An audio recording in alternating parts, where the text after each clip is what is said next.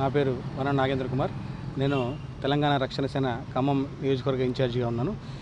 గత నెల 20వ తారీఖున కవితక్క గారిచే గ్రాండ్గా ప్రారంభించినటువంటి తెలంగాణ రక్షణ సేన మరి ఈ 20వ తారీఖు నుంచి మరి వచ్చే నెల 20వ తారీఖు దాకా జెండా పండుగను ప్రతి నియోజకవర్గంలో, ప్రతి గ్రామంలో, ప్రతి మండలంలో కూడాను జెండా పండుగ నిర్వహిస్తూ తద్వారా మా యొక్క మేనిఫెస్టోని అంటే పాంచజన్య పథకాలని ప్రజల్లోకి విస్తృతంగా తీసుకెళ్లాలనే ఉద్దేశంతో కవితక్క గారి పిలుపు మేరకు ఈ జెండా పండుగ నిర్వహిస్తూ పాంచజన్య పథకాలైనటువంటి విద్య, వైద్యం, వ్యవసాయం, ఉపాధి మరియు సామాజిక తెలంగాణ ఈ 5 అంశాలని బలంగా ప్రజల్లోకి తీసుకెళ్లేటువంటి కార్యక్రమంలో భాగంగా జెండా పండుగ ద్వారా విస్తృత ప్రచారం కల్పిస్తూ ప్రజలకి మా యొక్క మేనిఫెస్టోని, మా యొక్క విధి విధానాలని వివరించే ప్రయత్నంగా జెండా పండుగ ద్వారా ముందుకు పోతున్నాం ప్రస్తుతం. అదేవిధంగా అనేక రకాలైనటువంటి సమస్యలపైన కవితక్క గారు చేసేటువంటి పోరాటం మీరు మొదటి నుంచి చూస్తూ వస్తున్నారు.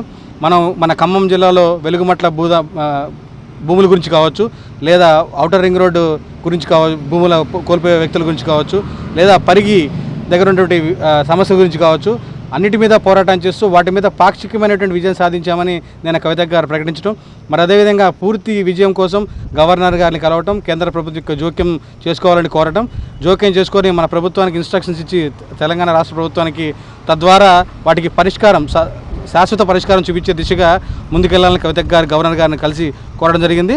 త్వరలోనే దానికి సంబంధించినటువంటి పూర్తి తీర్పు వస్తుందని ఆశాభావం వ్యక్తం చేస్తూ ఉన్నాం.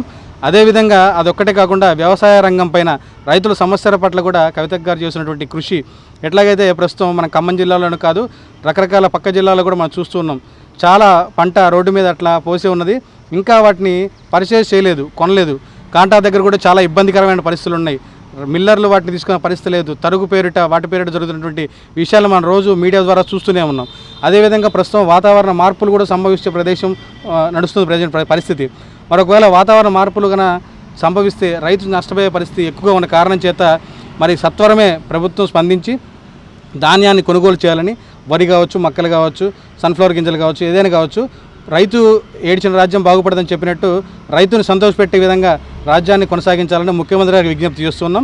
తెలంగాణ రక్షణ సేన ఈ విధంగా ప్రతి సమస్యపైన పోరాటం చేస్తూ అదేవిధంగా త్వరలోనే ఖమ్మం జిల్లాలో కూడా పెద్ద ఎత్తున మరి సమస్యల పట్ల సానుకూలంగా స్పందించేటువంటి తీరులో మేము కూడా ఉన్నాం. ఖచ్చితంగా దీనిపైన పోరాటం చేస్తాం. శాశ్వతమైనటువంటి ఒక కమిటీని రూపొందించుకున్న తర్వాత తద్వారా ఆ కమిటీ ద్వారా ప్రతి సమస్య మీద పరిష్కారం కోసం మేము ప్రయత్నం చేస్తాం. ఇదే విధంగా తెలంగాణ రక్షణ సేన సమస్యల మీద మాత్రమే పోరాటం చేస్తుంది. సమస్యల మీద పోరాటంతో పాటుగా సమస్యల యొక్క సొల్యూషన్ తీసుకొచ్చే విధంగా కొత్త పోరాటం మాత్రం చేసి ఉపయోగం లేదు, దాని సొల్యూషన్ వచ్చే విధంగా కూడా తెలంగాణ రక్షణ సేన పనిచేస్తుందని ఈ విధంగా తెలియజేస్తున్నాను.